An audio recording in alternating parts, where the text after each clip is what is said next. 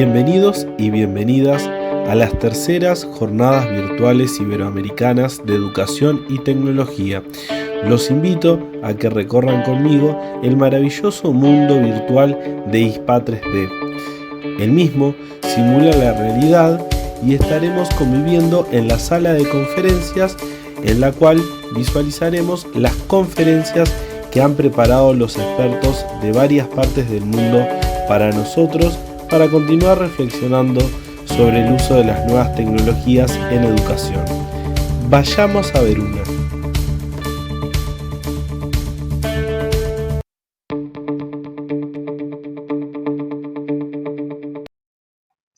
Hola a todos y todas, ¿cómo están? Es un gusto para mí saludarles el día de hoy o cuando estén revisando este video. Primero que todo quisiera agradecer al equipo coordinador de las terceras jornadas virtuales iberoamericanas de educación y tecnología, Jovidet, por la invitación y hacerme parte de esta interesante e importante experiencia de una jornada en un contexto virtualizado.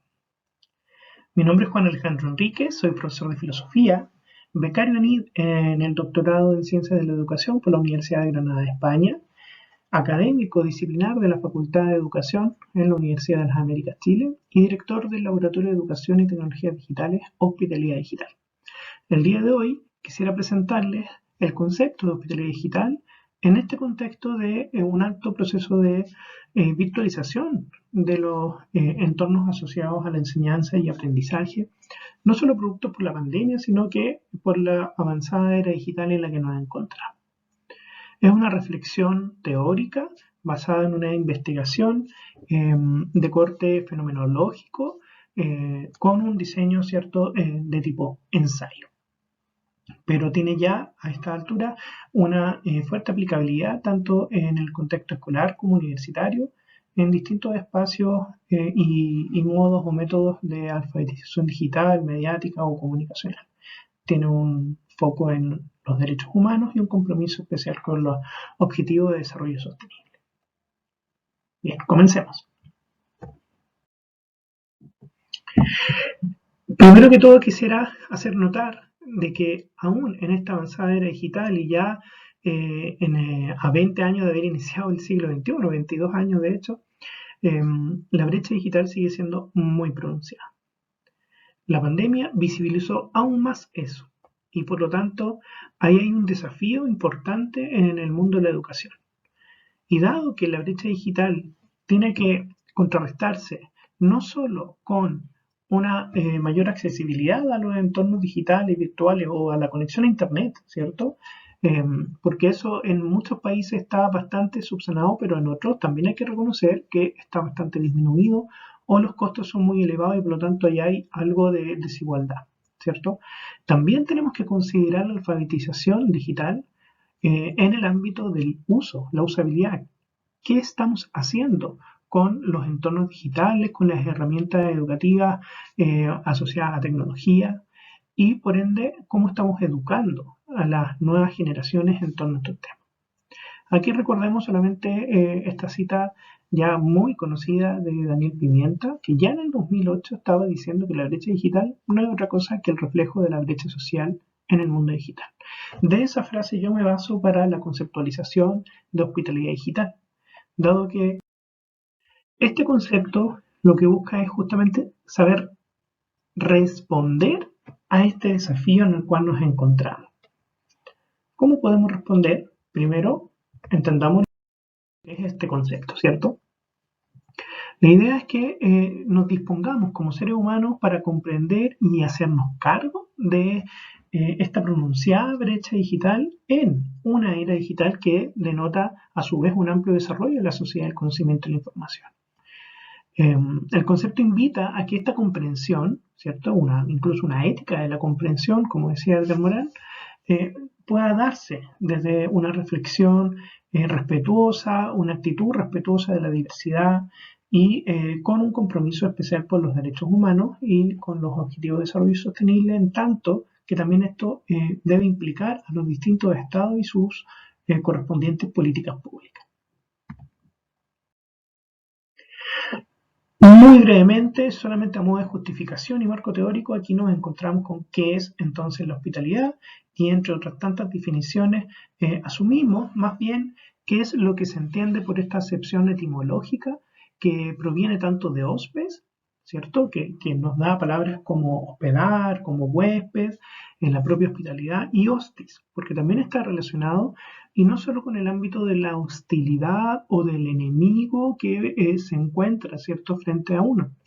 En este caso, el hostis, para Benveniste, un profesional, un estudioso de la lingüística, nos indica de que hostis no es un extranjero cualquiera, no es un extranjero en general, sino que en el contexto romano y se diferenciaba del peregrinus, que era quien habitaba fuera de los límites del territorio.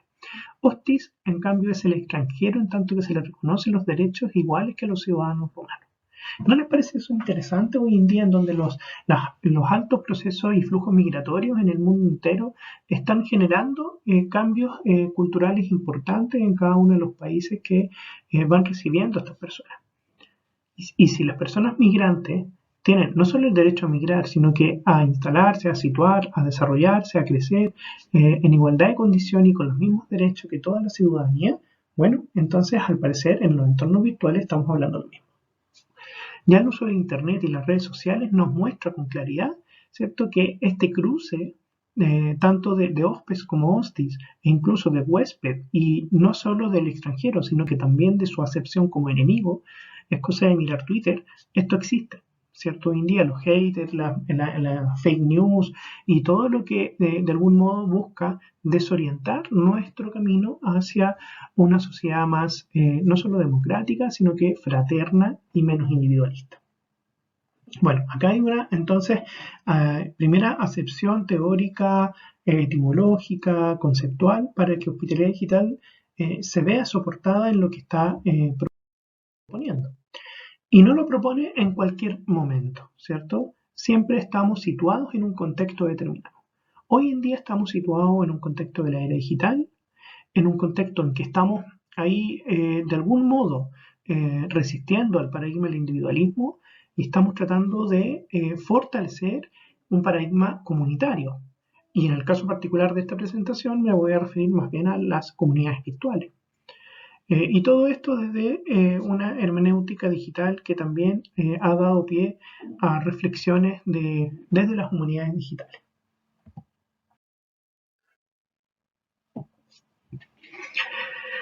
Seguimos con esta justificación, ¿cierto?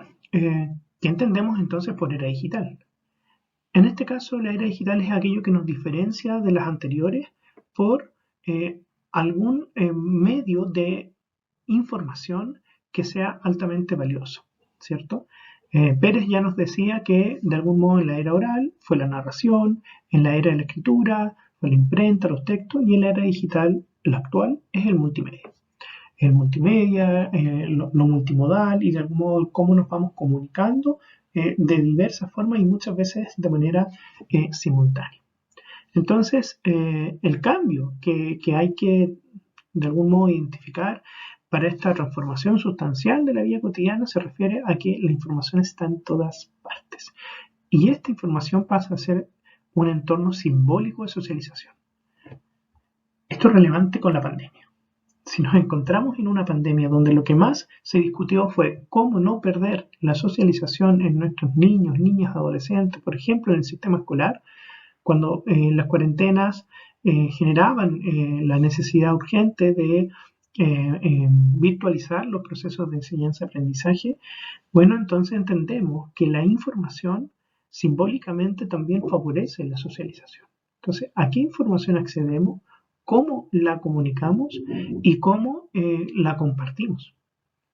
Eso, de algún modo, nos invita a considerar que la socialización presencial es, sin lugar a dudas, fundamental, no debe perderse nunca, pero también nos invita a que aquello que desarrollemos en entornos virtuales siga favoreciéndola. Y así nos evitamos el riesgo de perder la capacidad de encontrarnos con las demás personas. Bien, eso a su vez se contrasta con este contexto propio de la modernidad que es el individualismo como paradigma. Un individualismo que se ha graficado potentemente en un egoísmo codicioso, como decía Lipovetsky, en donde cada quien se repliega a sí mismo, cerrando la posibilidad de la solidaridad, la fraternidad, donde la violencia se manifiesta en múltiples ámbitos, desde el terrorismo, desde la delincuencia, la criminalización, o una democracia sin una mayor posibilidad de participación, una democracia solamente representativa y no participativa, un sistema mercantil que termina impregnando todas las políticas públicas y una ausencia de la atención de derechos humanos como corresponde. Bueno, para Lipovetsky todo este malestar cultural y ético también crece y a su vez se hipertrofia en la medida de la existencia de un mundo hiper, ¿cierto? Este que va permanentemente aumentando sus deseos de tener. Cuando se tiene demasiado, aún así nos preguntamos si se tiene lo mejor. Entonces ahí el paradigma del individualismo es el que tratamos de contrastar con el de obviamente comunitario, que es el que ha generado cambios a nivel mundial, los movimientos sociales, las calles finalmente han terminado por generar políticas públicas con mayor sentido social. Pero ¿qué pasa en los entornos virtuales? Aquí nos detenemos y también para Salinas ya hace casi 20 años las comunidades virtuales son aquellas simplemente en las que utilizamos la telemática o los entornos virtuales para mantener y ampliar la comunicación entre distintas personas o comunidades, ¿cierto? De cualquier tipo, no necesariamente estudiantes, pueden ser profesionales, teletrabajo, por ejemplo, asociado a eso, o un grupo con aficiones comunes. Entonces, aquí ya en el avanzado siglo XXI nos preguntamos, bueno, ¿y acaso no son los metaversos o antes, durante, todavía los videojuegos, espacios, entornos virtuales que favorecen la socialización a través de procesos de desarrollo y creación de comunidades virtuales? Claro que sí. Ya lo sabemos de que hoy en día los entornos virtuales terminan siendo también un espacio para socializar. Bueno, también en estos otros con el uso de realidad aumentada, realidad virtual o estos llamados metaversos, pero también en los videojuegos a través de los gamers y las comunidades que existen a través de estos espacios. Así que considerémoslas porque son las que también están utilizando la juventud del día de hoy. Solamente para cerrar este marco teórico, comprender que la hermenéutica, ¿cierto? No es aquella que solamente nace con el objetivo de interpretar textos que en su minuto eran hace ya cientos de años, más bien los textos bíblicos, y desde ahí nace la hermenéutica, sino que se actualiza permanentemente. Ya en el siglo XXI, el principal desafío teórico y práctico de la técnica digital es cómo responder a este digital turn, ¿cierto? A este giro digital que es el que nos invita a Capurro, por ejemplo, a entender como el paso hacia la hermenéutica digital. Ya hoy día se habla de humanidades digitales, de literatura digital, que no es solo digitalizar, escanear o pensar en llevar lo que está físicamente presente en nuestras vidas a un entorno digital, sino que también son modos de reflexionar, son modos de entendernos, ¿cierto? Bastante distintos. Y esto se cruza con una reflexión en torno a qué es aquello que nos permite conectarnos entonces. ¿Cómo nos conectamos y cómo socializamos y cómo favorecemos las comunidades virtuales? Bueno, en principio entendiendo de que existe el derecho a la comunicación y al acceso a Internet. Ya en el 2016 la ONU, a través del Consejo de Derechos Humanos de las Naciones Unidas, aprobó la resolución de promoción, protección y el disfrute de los derechos humanos en Internet, porque también eso hay que conversarlo y compartirlo. Los derechos digitales no son más que la expresión de los derechos humanos en los entornos virtuales digitales. Y también establece que el acceso a Internet debe considerarse como un derecho básico. Bueno, pareciera ser que los distintos estados no consideraron esto y al momento de la pandemia hubo mucha brecha digital pronunciada, brecha digital porque había territorios que no tenían acceso. Y al mismo tiempo seguir considerando el Foro Social Mundial sobre los Derechos de la Comunicación de Ginebra 2003, dado que señala principios que son altamente relevantes para el uso de los espacios y entornos digitales virtuales. Libertad de expresión, protección de la privacidad, por ejemplo, en la infancia, desde el uso inapropiado de fotografías o de información, ¿cierto?, personal, inclusión como principio, de diversidad y, por supuesto, participación. Esto es relevante para poder pasar desde el uso simple de las TIC o tecnologías de la información y la comunicación a las TEP, las tecnologías para el empoderamiento y la participación. Entonces, hacia allá vamos, una ciudadanía digital respetuosa de la diversidad y que también sigue protegiendo tanto los derechos asociados a la privacidad y a la libertad de expresión por su parte. Todo esto es lo que nos invita a pensarnos entonces desde una reflexión comprometida con los derechos humanos. Bien, pero volvamos a esa primera reflexión que nos proponía Daniel Pimienta cuando nos decía que la brecha digital no es más que la expresión de las distintas brechas sociales en los entornos virtuales o digitales. Pues bien, acá me gustaría proponer, que es parte, ¿cierto?, tanto de una investigación ya realizada por el máster con la Universidad de Barcelona, como actualmente con la tesis doctoral o investigación en la cual estoy en curso. Y es que podamos entender que la brecha digital al menos se refleja fuertemente y se condiciona multifactorial y multidimensionalmente en 6 temas centrales. Por un lado, el tema económico. Cómo en este contexto, en donde el mercado, en donde el ámbito económico prevalece en la toma de decisiones, entonces entendemos una primera dimensión determinante de la brecha digital. Sin acceso económico suficiente, estamos sin acceso a Internet. Así de simple. Si no podemos pagar Internet, entonces no podemos acceder a ella. O incluso, si tenemos cómo acceder, pero no tenemos el suficiente dinero que cobran las grandes empresas telecomunicacionales al respecto, entonces tenemos un bajo acceso. ¿Por qué? Porque no tenemos acceso, por ejemplo, a alta velocidad, a conexiones de fibra óptica, y lo que podemos hacer ya no es solo la conexión, sino que la usabilidad que decíamos al principio se ve mermada, por supuesto, con esta situación. Bueno, para ello está la diferencia que existe con las condiciones económicas, ¿cierto?, elevadas o suficientes para tener un alto acceso. Entonces, esta dimensión de economía es la que también nos muestra cómo la brecha digital es económica también, y en primer lugar en términos de, por lo menos, acceso. Pero no es la única, y no queremos quedarnos solamente en asegurar el acceso.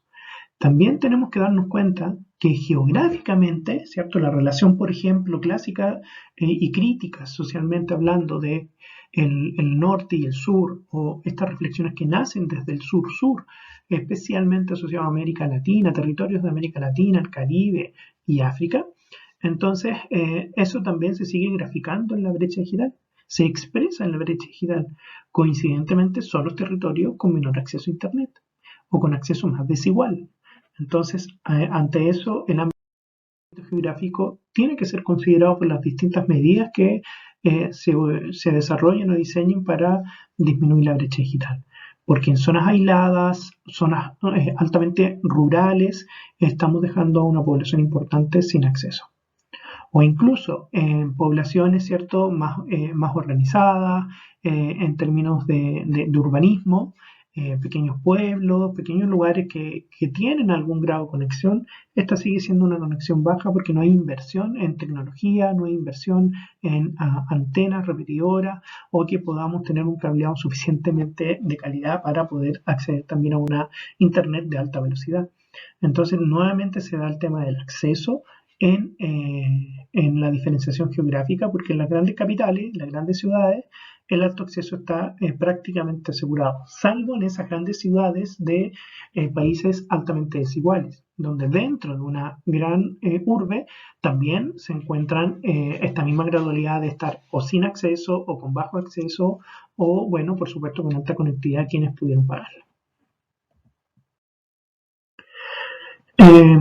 Una tercera dimensión relevante para entender la brecha digital hoy en día es la edad, la diferencia generacional. porque hubo generaciones completas que no se formaron, que no se capacitaron en el uso de la tecnología y se encontraron vertiginosamente con que terminó siendo un medio necesario para comunicarse, como por ejemplo los smartphones o teléfonos inteligentes, los celulares, los móviles, empezaron a cambiar, ¿cierto? El modo de entenderse a sí mismo y ya no servían solo para llamar y muchas veces casi no se ocupan para llamar, sino que para mensajería instantánea, para videollamadas, para búsqueda de información, para entretención y las personas mayores estaban quedando relegadas. Entonces es necesario y urgente generar instancias de alfabetización digital para las personas mayores, pero también, desde el concepto digital, lo que invitamos es que podamos generar un diálogo intergeneracional para que esta alfabetización también tenga un sentido social. Ahí trato de graficar en las imágenes las personas mayores que se están quedando sin acceso, aun cuando hay muchas que ya han logrado integrarse, por supuesto, pero tenemos todavía altos desafíos. Y hay personas que podríamos entender como personas adultas o jóvenes adultas que aun cuando tienen algún grado de capacitación o de cierto dominio con ciertas habilidades al respecto, si solamente saben conectarse y lo usan de manera mínima, sin desarrollar todas las potencialidades que tiene la tecnología, por ejemplo, en el ámbito de la educación, entonces sigue siendo un bajo acceso. Entonces también ahí hay un grupo etario que no hay que olvidar y que hay que fortalecer en las capacitaciones. Y aquí nos encontramos especialmente con el mundo docente, con el profesorado. Muchos profesores y profesoras de mediana edad no lograron conectarse rápidamente con esta vertiginosidad de virtualización por la pandemia y eso generó tanto frustración para los colegas y las colegas profesoras, sino que también cierta desatención de los espacios de enseñanza para el estudiantado. Y bueno, es entendible que las nuevas generaciones tengan una mayor capacidad para acceder y una mayor capacidad para usar, no porque sean nativos digitales, que es un concepto que para mi juicio ya debe quedar obsoleto, sirvió en su momento para explicar lo que tenía que explicar, pero si nos quedamos con eso, creeremos que entonces no tenemos que hacer nada en la infancia, en la niñez y en la adolescencia. Al contrario, tenemos que desarrollar alfabetización digital también en estas edades, porque entendemos que no es solo acceso, sino saber usar, para qué usarlo y darle un sentido al uso. Entonces, no basta con tener ciertas habilidades provocadas por estos múltiples estímulos que no recibimos muchas generaciones anteriores. Aquí ya nos vamos a una cuarta dimensión de la brecha digital que incide profundamente y que invitamos a considerar ampliamente, que es la interculturalidad. ¿Por qué? Porque no es lo mismo acceder, por ejemplo, desde los mismos procesos migratorios que conversábamos antes, acceder en el lugar de origen o en el lugar de llegada, ¿cierto? Qué tipo de derechos tenemos asegurados en tanto la conectividad, por ejemplo, o la usabilidad de tecnología, pero también me refiero a la relación de la tecnología con las cosmovisiones ancestrales de los pueblos originarios o pueblos indígenas.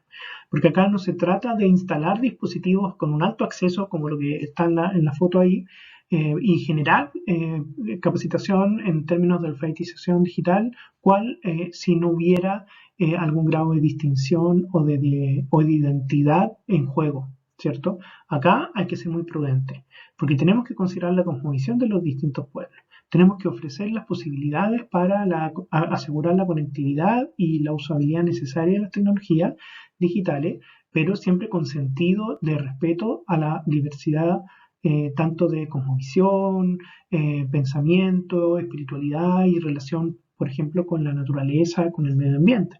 Entonces aquí hay que hacer partícipes a las comunidades. Tiene que haber autodeterminación, tiene que haber autonomía y tiene que haber participación. No pueden ser políticas públicas para todos y todas por igual, sino que aquí, especialmente en el ámbito de la interculturalidad, en el diálogo, tiene que haber diálogo con los pueblos originarios, los pueblos indígenas de las distintas zonas, por supuesto. Así que ahí hay un llamado especial a aquello. Una quinta dimensión que incide y que se refleja en esta brecha digital es el tema de la inclusión específicamente de personas en situación de discapacidad, donde hay ciertas tecnologías que están quedando completamente obsoletas, que no permiten ningún tipo de accesibilidad universal, no tienen ninguna medida de accesibilidad y por lo tanto está dejando a personas que la tienen, que manejan esa tecnología, desconectadas de esta socialización en las comunidades virtuales. Hay otras que claramente tienen algo, pero no están adaptadas adecuadamente. Entonces generan acceso, pero este puede ser bajo incluso en calidad. Y por lo tanto hay que considerar cómo las tecnologías adaptadas o adaptables para personas en situación de discapacidad tienen que estar disponibles. Hay que disponibilizarlas, hay que dar la mayor accesibilidad universal al respecto y para todo tipo de discapacidad, por supuesto. ¿Ya? Así que también acá es una invitación y no podemos olvidar una que es sumamente relevante y que se está gestando además en un proceso profundo de transformación en la sociedad del siglo XXI, gracias a el empoderamiento y gracias a las reflexiones que ofrecen, por ejemplo, modelos asociados al feminismo, en donde se logra primero tomar conciencia y luego generar cambios profundos en esta mentalidad que de algún modo siempre ha sido primada o favorecida desde una patriarcalidad y obviamente pensamiento bastante desigual para con las mujeres. Entonces, en esta diferencia de género no recordemos, ¿cierto? No olvidemos que en las generaciones inmediatamente anteriores, quizás incluso en la mía o en la de ustedes, se incorporaba en el currículum la idea, muchas veces implícita, de que eran los hombres quienes creaban la tecnología y las mujeres la usaban. Y que el uso evidentemente no era para, por ejemplo, temas asociados a la ciencia, a la innovación, sino que netamente a la entretención. Entonces, esos mitos hay que desarrollarlos de nuestro currículum y hay que promover la participación equitativa en el uso y creación de las tecnologías, pero también en las diferencias sociales que se expresan en el género. En los roles que se le han asociado históricamente a las mujeres, términos laborales, por ejemplo, sabemos que va generando una baja accesibilidad al uso de las tecnologías. No es lo mismo poder estar, ¿cierto?, en un rol autónomo, empoderado, con reconocimiento de las mismas capacidades, igualdad y condiciones de cualquier mujer contra cualquier hombre, ¿cierto?, que muestra la imagen de más abajo, donde tiene acceso al uso de las tecnologías según sea lo que requiera, necesite o pueda incluso crear, que asociar netamente a las mujeres, por ejemplo, a un tipo de rol determinado laboral, como es el secretariado, y por lo tanto solo reciben alfabetización y capacitación en ofimática, pero no en software, en programación o en otras materias que a lo mejor pudieran ser del interés. Así que aquí hay que también tener una alta consideración que la brecha de género, la brecha digital de género existe y hay que hacerse cargo también de ella. Ya para ir finalizando, nos encontramos con esta reflexión en torno al contexto de la pandemia. No podemos omitir esta reflexión aun cuando estamos a 2 años ya del inicio de la pandemia y para muchos territorios se está hablando incluso de un contexto de post-pandemia, pero la pandemia nos generó, ¿cierto?, un hito de transformación social en toda la humanidad. No podemos seguir siendo la misma antes que ahora, o ahora que antes. Y contextos de cuarentena, de distanciamiento físico, en donde había que generar procesos, ¿cierto?, de virtualización. Hay contextos asociados a que desde la cuarentena también han ido aumentando los casos de ciberacoso, por ejemplo. Entonces son reflexiones que tenemos que considerar para una adecuada convivencia, por un lado social, pero también escolar en el caso de la escuela. Y también hay que resguardar los efectos de la hiperconectividad, ¿cierto? Desde el uso de gafas, de lentes, hasta temas asociados más bien a desarrollo neurológico, desarrollo, ¿cierto? En términos de crecimiento, que también hay estudios que se están demostrando que la hiperconectividad va generando distintas dificultades, como por ejemplo trastornos del sueño.